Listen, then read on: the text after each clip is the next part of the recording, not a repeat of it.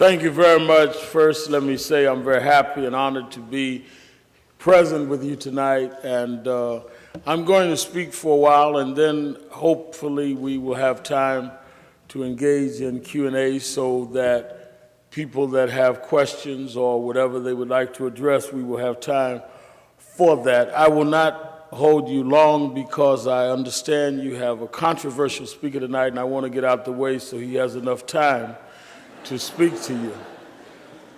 Let me say at the outset that I am a civil rights activist and an advocate, and I do not seek, as many that seek office, to be in any way approved or liked. I think that we have far too many people in the American public life that seek approval rather than seek clarity. I was saying as I had dinner tonight with some students that the nature of an advocate and an activist by nature is you confront what you consider wrongs. And you know coming to the table that inherent in that you will have any given number of the population against you, 20 to 70% according to the issue. Your job is to get the issue out there and keep it out there until it is addressed, even at the expense of your own favorability or popularity. If you seek favorability and popularity, you ought not be an advocate, you ought to be a politician, because politicians seek to win elections.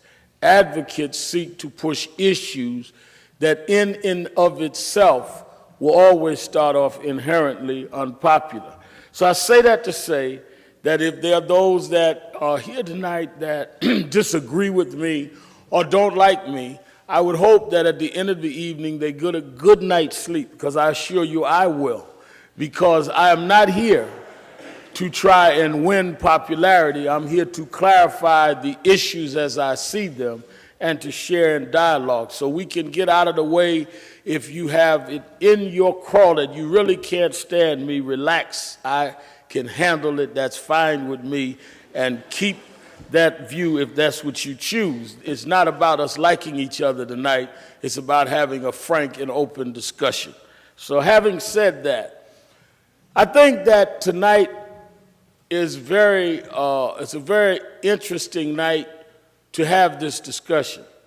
Earlier today in Washington, the economic stimulus bill that proposed by President Barack Obama took some adjustments, led, unfortunately, in my judgment, by some members of his own party.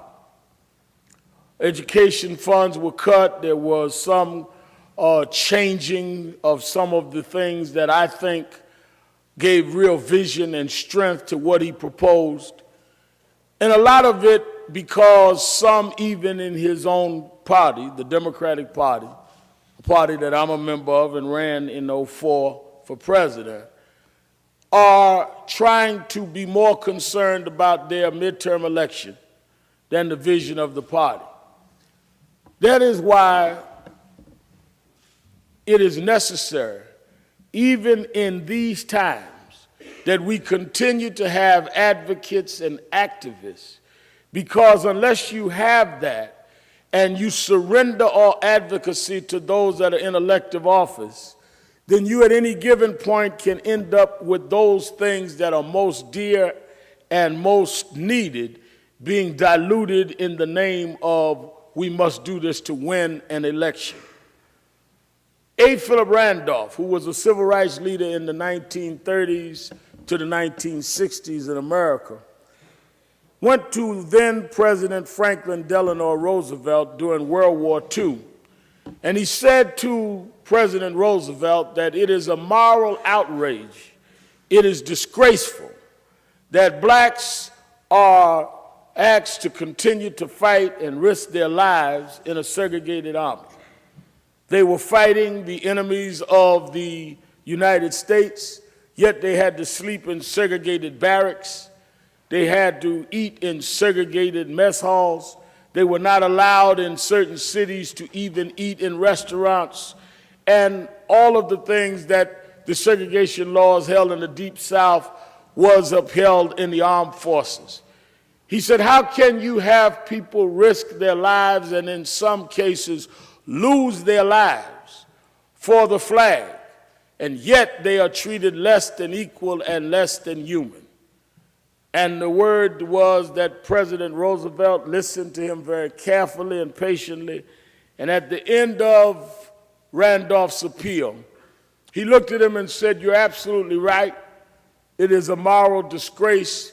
It is something that ought to be changed. Now go out there and make me do it. And that is really what activism is all about. Because even when you end up with those in power in agreement with you, it still takes, in many cases, a social movement and mobilization to create the climate that they can execute what they themselves know is right. Tomorrow, the nation will celebrate the 200th anniversary of Abraham Lincoln. Well, it's interesting if one were to really study President Abraham Lincoln, and you are the scholars, so I'm sure that many of you will find that there's a great distance between Lincoln's evolution and in Lincoln's public relations. What do I mean by that? Lincoln is known as the great emancipator, and there will be all kinds of stories tomorrow across the televisions and probably in the printed word about the great emancipator Abraham Lincoln. And it is a historic fact that he signed the Emancipation Proclamation. But the reality is that Lincoln did not fight for the abolition of slavery, and in fact, at parts of his career was resistant to it. In his famous debates with Stephen Douglas, he made it very clear he did not consider blacks equal to whites. He made it very clear, even in the early stages of his presidency, that he would maintain slavery or abolish it, whatever he had to do to save the Union. It was the work of the William Lloyd Garrisons and the Frederick Douglasses and the Harriet Tubmans and others that really led the abolition movement. And it was the economic reality that the Southern aristocrats that controlled slavery were not going to hire workers that would compete with their slave wages of free labor, or of their tariffs that they wanted to deal with in terms of the cotton and tobacco industry. And it was in those combined realities that Abe Lincoln did what he should have done. He saved the Union and freed the slaves. But if you remove the Tubmans and the Douglases and the Garrisons and the like, you would not have had the opposition to slavery on moral grounds around the Civil War or the pre-Civil War days. I raise that because there are many that feel that because we've made a huge, historic, momentous occasion with the election of Barack Obama, that all of a sudden we no longer need advocacy. And nothing could be further from the truth. We needed it during Lincoln, we needed it during Roosevelt, and we will need it during Obama, and we will need it on several issues, and no one will need it more, in my judgment, than Barack Obama himself. The change that Americans voted for was a change that was fought for and was generated years before when it was not popular. I remember very clearly in 2002 when the anti-war movement against the war in Iraq started, and some of us were involved. We were on the most unpopular cause in America. We were accused of huddling and comforting terrorists. We were accused of being unpatriotic. We were told, how dare you? I remember that in the first marches in Washington against the war, that many of us felt alone and isolated.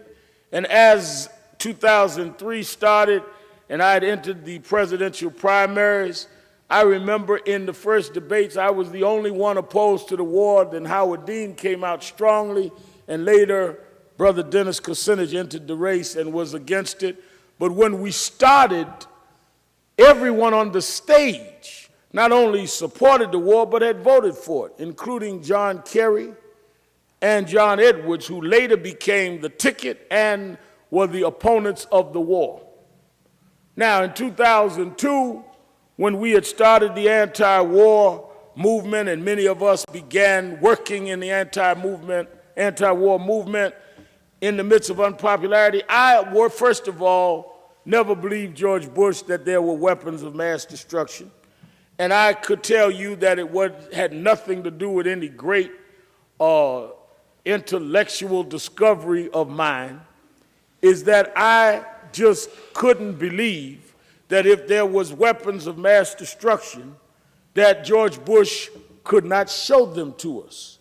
When I was a kid, they had what we called the Bay of Pigs invasion, where President John Kennedy invaded Cuba, or went after Cuba and threatened an invasion because there were Russian missiles in Cuba.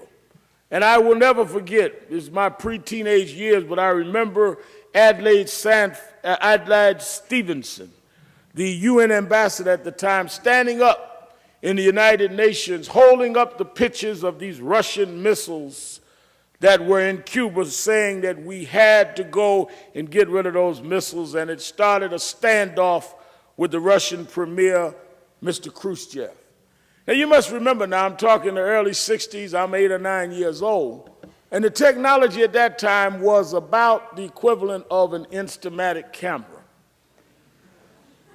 If in the early 60s, with an Instamatic camera type technology, we could show missiles in Cuba, I could not understand, given the technology of the 21st century, why we could not show one weapon of mass destruction in Iraq.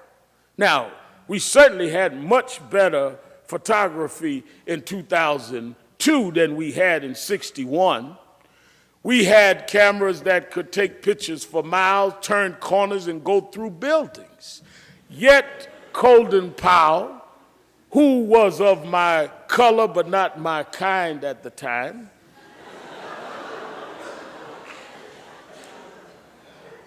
could not show any pictures when he went to the UN. He showed some large graphs that Dick Cheney had helped to orchestrate that claimed to have evidence of things that now the whole world knows was not there. Now, why do I use that as an example? Because those that were condemned for fighting the war, and there's nothing worse than to be condemned within a year of the worst, most despicable act of terrorism to ever hit these shores, and that's 9/11, there's no worse time to be called anti-American, un-American, unpatriotic, and that you were coddling terrorists. But our conscience dictated that we did not want to see something that was being done wrongly go unquestioned. And I couldn't for the life of me figure out why we were in Iraq in the first place. If the military reaction to 9/11 was to be anywhere, it should have been where we were going after the ones that we had claimed were responsible for 9/11. We were told that 9/11 was caused by bin Laden, yet we were going to Iraq to get Saddam Hussein. That just wasn't logical to me. I grew up, as was stated, in Brooklyn, New York. He was kind enough to say that, kind enough not to say I grew up in the hood in Brooklyn, New York, to be specific. And as many of you know that have studied it or visited it in passing, that we have sometimes a lot of crime in the hood. I have been a victim of crime, but I've never saw where if someone broke in our apartment and took things unjustly from us, that we would then go after somebody else who insulted my daddy 20 years ago.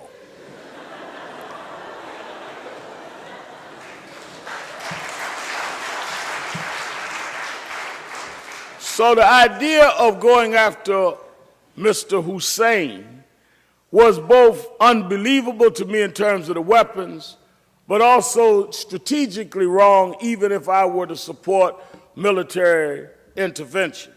I also felt, and many of us felt, that the whole idea of a unilateral foreign policy would come to haunt us.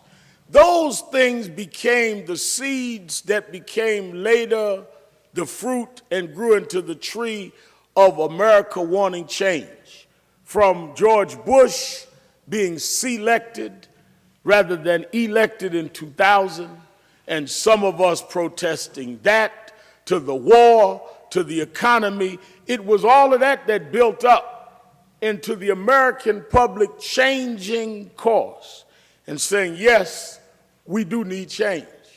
Now, one must remember that Martin Luther King Jr., who I think was probably the most effective activist of the 20th century and who was largely unpopular until his assassination, he was roundly condemned by even the New York Times editorial pages for opposing the war in Vietnam and getting outside of civil rights causes in their judgment. Martin Luther King used to say there are two types of leaders. There are thermometers and there are thermostats. Thermometers judge the temperature in the room, records it, and reports it. Thermostats change the temperature in the room. They make it hotter or colder based on where you set the thermostat. There are those thermometer leaders that poll and judge the temperature and go after that. And then there are those that are thermostats that say we need to turn the heat up because it is too cold and insensitive and uncaring. That is the role of activists, and that is the role of advocates. And that is a role that I think must continue in these times. There are issues that are still very pertinent that must be resolved, and not all of them around race, but I will outline some. I got in trouble in the presidential campaign in my own circle of black clergymen because I refused to go along with the view of some that it was all right based on the name of religious belief to oppose women's right to choose and to oppose gays and lesbians engaging in whatever adults wanted to engage in. Now, when I took that position, many of my colleagues in the clergy and among black leadership thought that it was absolutely disgraceful, which is what many felt with other situations that I've supported in the civil rights movement. I've always taken the view that you cannot support civil rights for some and not support civil rights for others. Whether I make a personal choice in my private life or not does not give me the right to impose on the civil rights of others. So when I was asked in a debate whether I supported gays' right to have a union or a marriage, it was to me like asking, do I support blacks having the right, or Latinos having the right, or Chinese having the right? If we are to consider human beings that are of adult age has the right to make their decisions, then it would seem to me that we would give the rights of any adults, human beings, the right to make those decisions. And unless we were going to now deem gays and lesbians as not human, that would then, in my judgment, carry over to them, something that was not very customary for a black conservative Baptist preacher to take that view. And I assume you all know I'm very conservative. If you didn't, you now know. Same with women's right to choose. Whatever my personal choice, do I have the right to impose that choice on an adult woman? So again, I was challenged on whether or not you should do what is popular or what you think is right. And if we had a nation built by people that only went by what was popular, we would never have made any social progress at all in this country. Today, we still have very serious civil rights issues to deal with, including the two that I just mentioned. I think adults have the right to govern their lives as long as they're consenting adults and not imposing their will on others. That is a civil rights issue. Today, we still have problems of institutional bias.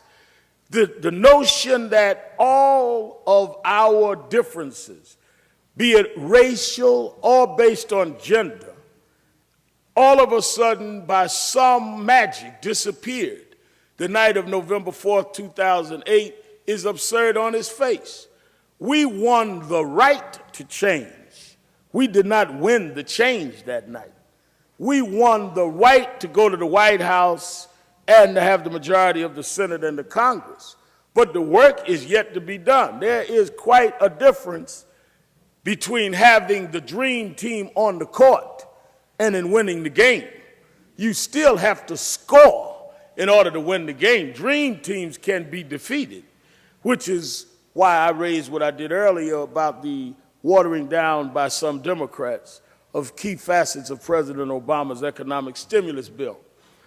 So tonight, as we meet, there will be those that say, well, race is no longer a factor in America. Well, the fact of the matter is that tonight, if a black child, a Latino child, and a white child is born at this moment in a maternity ward in America, they will still likely face different quality of life. The black child is 3 times more likely to go to jail charged with the same crime as the white child, according to the Department of Justice under George Bush. The black child is likely to have a third less educational opportunities and quality education if they go to public schools, and they're more likely to be turned down for a bank loan at 4 times the rate to 3 times the rate in the last 3 years. Now, that's, of course, before the banks went broke, and now everybody would be turned down, so we do have equality there.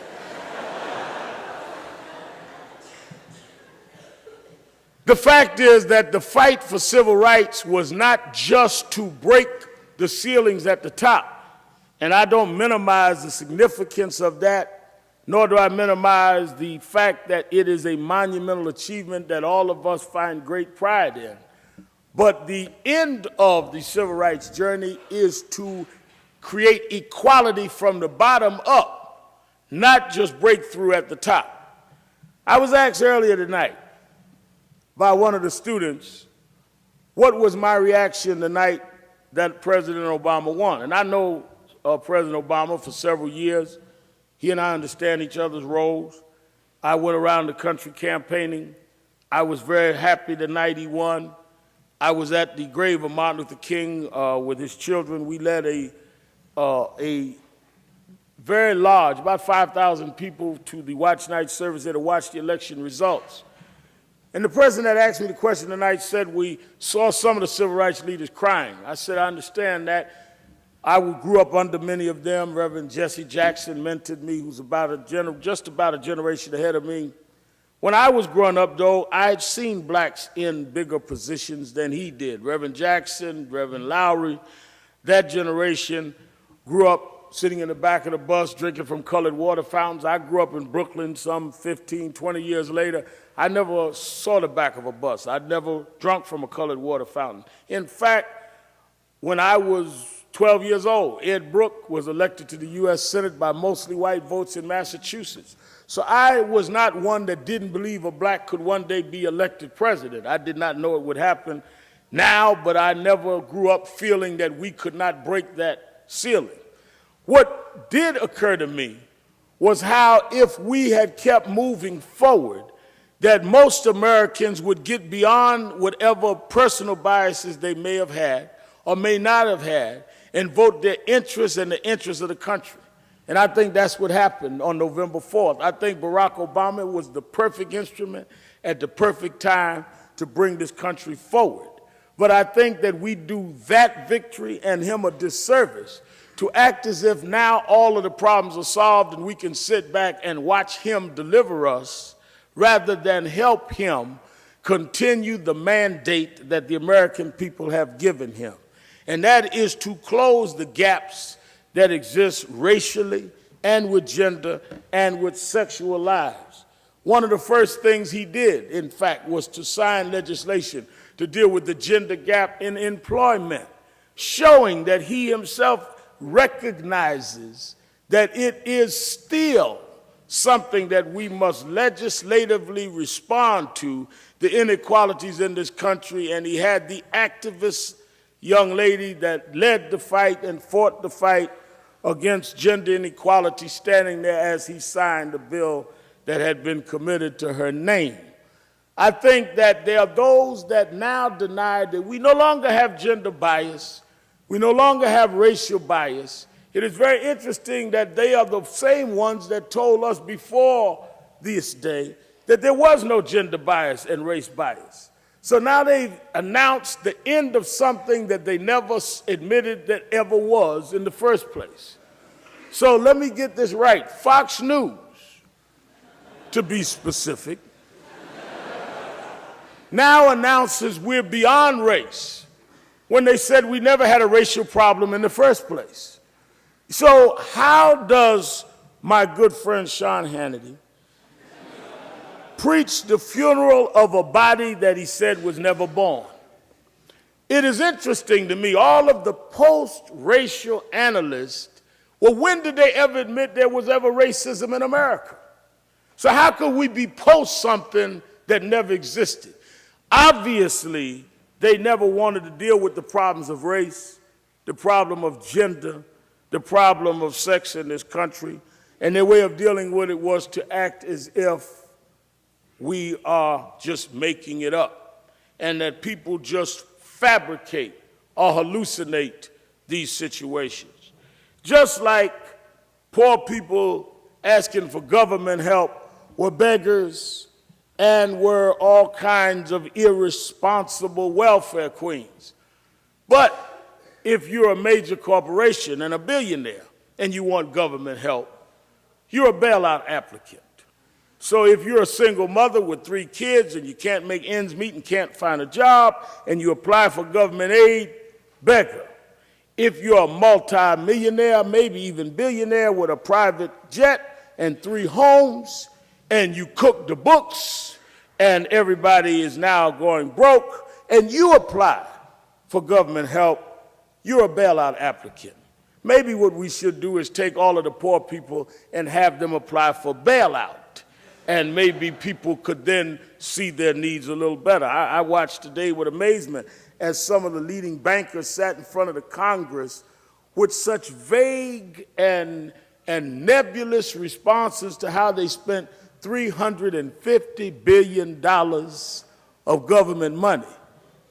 Can you imagine if poor people went to their welfare investigator without their receipts and without their records, and they don't even have one of these highfalutin accounting firms, but they supposed to account for every dime. But here are bankers trained in finance with big accounting firms and all kinds of staffs that have summer homes and winter homes, even get their stuff together in, that couldn't find the details of what they did with government bailout money. But of course, my good friend Mr. Hannity would say that I am burdening them to ask them to account for money, but that it is a responsible thing for poor people not to ask for the government to ever help them. Or for that matter, students that end up going to some colleges and 50 years old before they can pay off the student loans.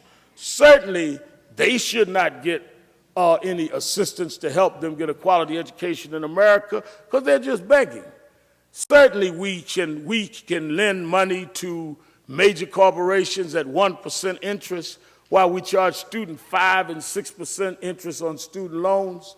And if someone like me says, why don't we give students the same interest that we give major corporations, then I'm some socialist leaning toward communist rather than someone that just might want to see young Americans afford the education that we promised them that as a country we want them to have. It's very interesting times when we can see in the educational area that even George Bush raises a question of education reform, something I agree with, but I certainly don't agree with the way they approached it. And he names his program Leave No Child Behind, but left the money behind. Didn't even fund the program that he initiated. And we have the argument, as President Obama referred to the other night, of those that want to put no money in public education, and the argument on the other side of those that want to put no restraints and no way of gauging the success of education to our inner city young people. So as I said, there are still battles that have to be fought. There's still gaps that have to be fought. There are still civil rights issues, from the criminal justice system to finance to education, and clearly there are stark examples of the inequity that still remain in the health area. If you look at the 9 worst diseases in America, African Americans are number 1. That corresponds with health services are not equally distributed, even through public sector dollars. So we must fight until we have an equality that every child born in this country, whether they are black, white, Asian, Latino, or Native American, have the same equal protection under the law and the same opportunity. Another area that I've become very familiar with and known for is when we raise the question of police brutality or excessive force. It would seem to me that it is not too much to ask that if we hire people to protect us, pay them, and in fact empower them, that we would expect that they would be accountable to the law that they are hired to uphold. We are not anti-police. In fact, we need police.